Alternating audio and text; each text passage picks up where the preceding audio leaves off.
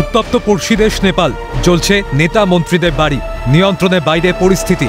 এরই মাঝে নেপাল থেকে একে একে ফিরছেন বাংলার পরিযায়ী শ্রমিকরা।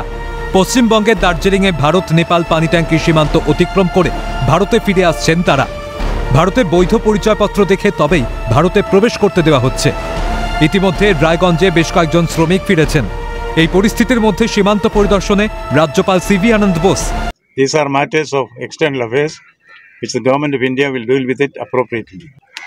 My observation, beautiful surroundings, very calm atmosphere, and our forces are doing their duty exceedingly well. SSB has got their own standard operating procedure. They have got a line of command which is very well defined.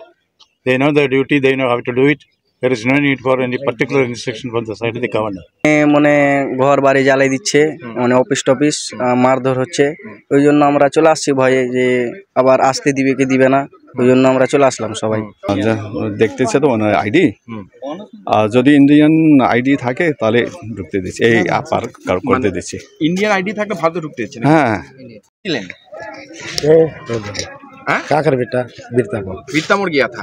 क्या करने के लिए? ऐसे घूमने के लिए गया था, लॉक में फंस गया, फिर अभी निकल गया।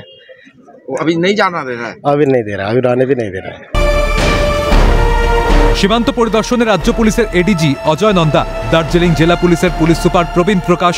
সীমান্ত পরিদর্শনের পর এসএসবি ডিআইজি মনোজিৎ সিং এর সঙ্গে বৈঠক সারেন তারা।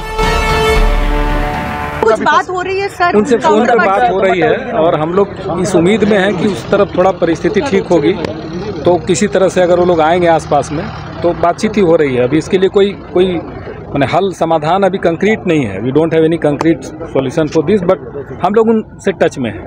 हम लोग की तरफ तो सभी लोग हैं। एसएसबी अभी जो डीआईजी थे उनसे बात हो रही थी, तो वो सब इधर अलर्ट हैं, हमारी पुलिस भी अलर्ट है। থমথমে নেপাল, বিক্ষোভের আঁচ যেন কোনোভাবেই ভারতে না আসে তার জন্য ইতিমধ্যেই আগাম প্রস্তুতি নিয়েছে ভারতের বিদেশ মন্ত্রক।